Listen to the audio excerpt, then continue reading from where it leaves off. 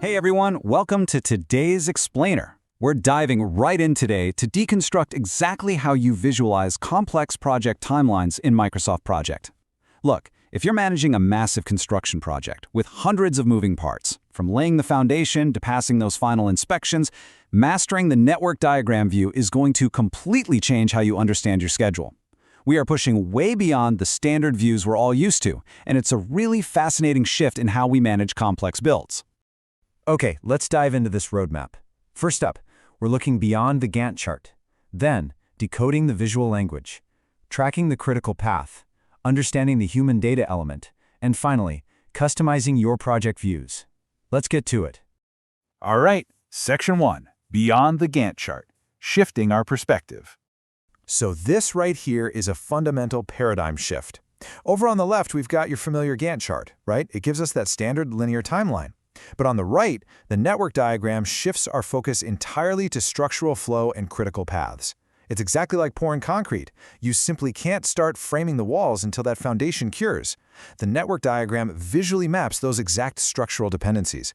And what's really amazing about MS Project is that the second you make this switch, the software has already automatically calculated all the activity schedules and the floats right behind the scenes. We just need to know how to interpret it.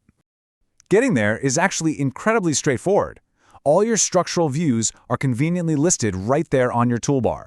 Just navigate up to the View menu, select Network Diagram, and boom! Just 2 clicks and you're instantly transported from that linear timeline into a dynamic network map. Moving on to Section 2, Decoding the Visual Language. So once you switch into this view, you're presented with this visual map, and it does require a bit of a decoder ring to truly understand.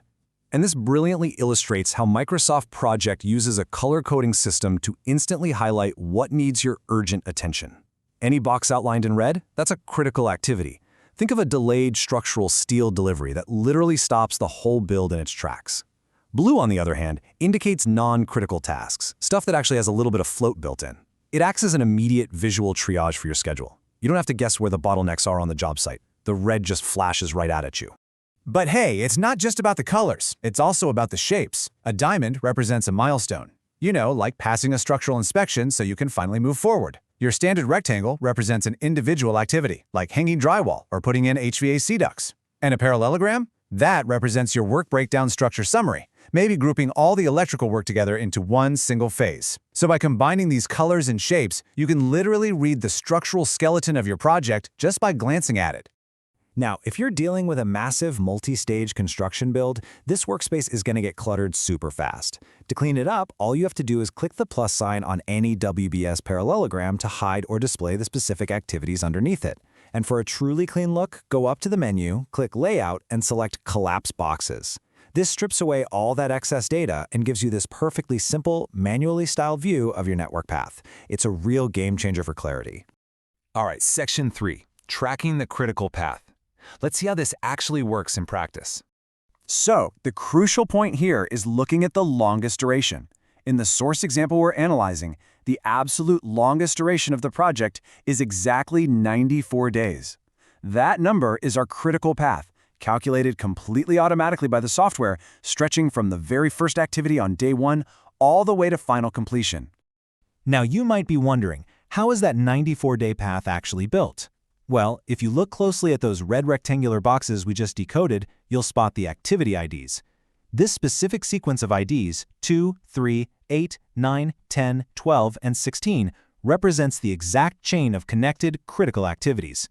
Let's say task 8, maybe that's pouring the foundation, gets delayed by a severe rainstorm. That 94-day total immediately gets pushed back.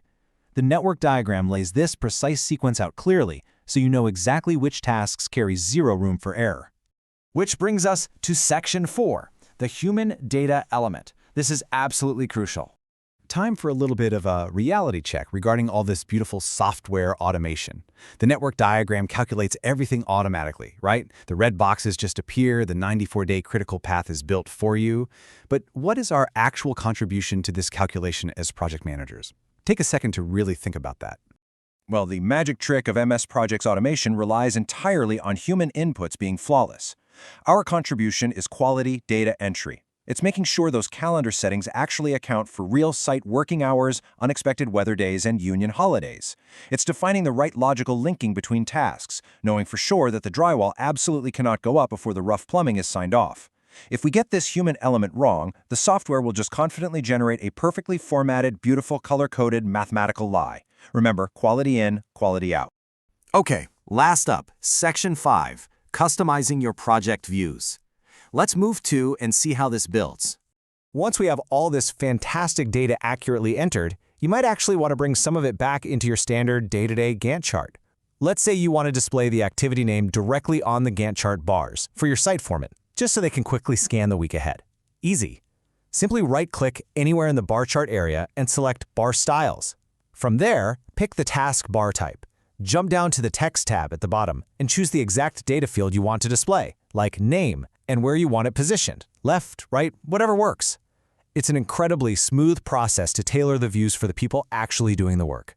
Now I've got a pro tip for you here. Because of how MS Project categorizes tasks, you actually have to customize your normal blue taskbars and your critical red taskbars separately. But a fair warning, just because you can show names next to the bars doesn't mean you always should. Those activity names are already sitting in the table on the left side of your screen. Adding them to the graphic side can honestly make your chart look incredibly cluttered, especially on a 500-line construction schedule. If you try it and hate it, no big deal. Just highlight the field in the Text tab and hit Backspace. Boom, clean and simple again. So, what does this all mean? We've covered a ton of ground today, from shifting our perspective to the network diagram, all the way to tracing the exact critical path of a major build. But I want to leave you with this final provocative thought.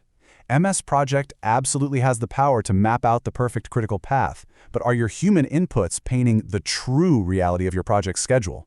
Automation is incredibly powerful, but accuracy is paramount. Thank you so much for exploring this explainer with me today. Stay focused on those inputs, and I'll catch you next time. If you want to master Microsoft Project with practical construction examples, join the online professional certificate course of Onyx.